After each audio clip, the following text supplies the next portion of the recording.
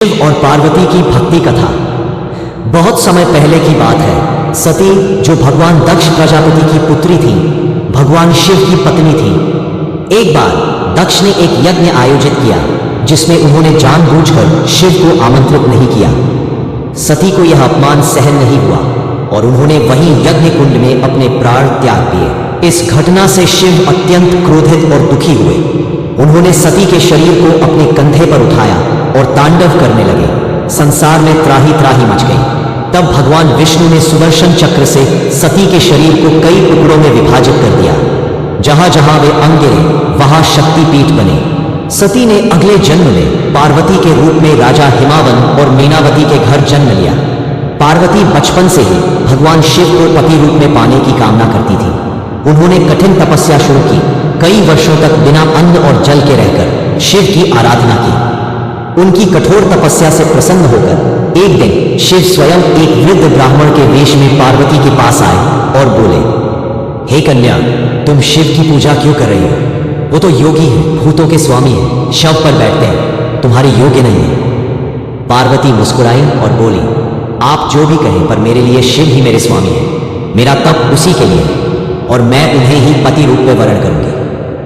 शिव पार्वती की भक्ति, समर्पण और प्रेम से अभिभूत हो गए और अपने वास्तविक रूप में प्रकट होकर कहा, हे पार्वती, तुम्हारी भक्ति और तप से मैं प्रसन्न हूं। मैं तुम्हें अपनी अर्धांगिनी रूप में स्वीकार करता हूं। फिर देवताओं, ऋषियों और समस्त लोगों के साक्षी में भगवान शिव और माता पार्वती का विवाह संपन्न हुआ। कैलाश पर्वत पर उन्होंने गृहस्थ जीवन का आदर्श उदाहरण प्रस्तुत किया। यह कथा हमें सिखाती है कि सच्ची भक्ति, धैर्य और समर्पण से ईश्वर को भी प्राप्त किया जा सकता है। माता पार्वती का तप और उनका अडिग प्रेम इस बात का प्रमाण है कि यदि हमारा उद्देश्य पवित्र हो तो संपूर्ण सृष्टि भी हमारे लिए राह बनाती है। कथा शिव पार्वती और कार्तिकेय जन्म की कथा। भक्ति, धैर्य और संसार कल्याण की एक सुंदर झलक। विवाह के बाद भगवान शिव और माता पार्वती कैलाश पर्वत पर रहने लगे। वहां वे एक दूसरे के साथ योग और भक्ति में लीन रहते। इधर संसार में असुरों का अत्याचार बढ़ता जा रहा था, विशेषकर एक राक्षस तारकासुर। तारकासुर को एक वरदान प्राप्त था, उसे केवल भगवान शिव के पुत्र ही मार सकते थे।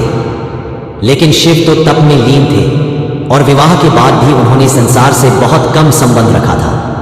देवता चिंतित हो गए। उन्होंने माता पार्वती से विनती की, हे देवी, आप ही संसार की माता हैं। शिव को कृपा करके संसार की भलाई के लिए पुत्र रत्न की ओर प्रेरित कीजिए। माता पार्वती ने सहमति दी और उन्होंने शिव को प्रेम पूर्वक इस संसार धर्म की ओर प्रेरित किया। शिव जी ने जब देखा कि अब समय आ गया है तो उन्होंने अपनी शक्ति, वीर्य को अग्निदेव को सौंपा, क्योंकि वह तेज इतना प्रचंड था कि कोई स्त्री उसे धारण नहीं कर सकती थी। अग्निदेव भी वह तेज नहीं संभाल सके और उसे सर्वन झील में प्रवाहित कर दिया। वहीं से एक तेजस्वी बालक का जन्म हुआ जिसे सर्वन पुत्र या कार्तिकेय कहा गया। यह बालक अत्यंत तेजस्वी, युद्ध कला में निपुण और साहसी था।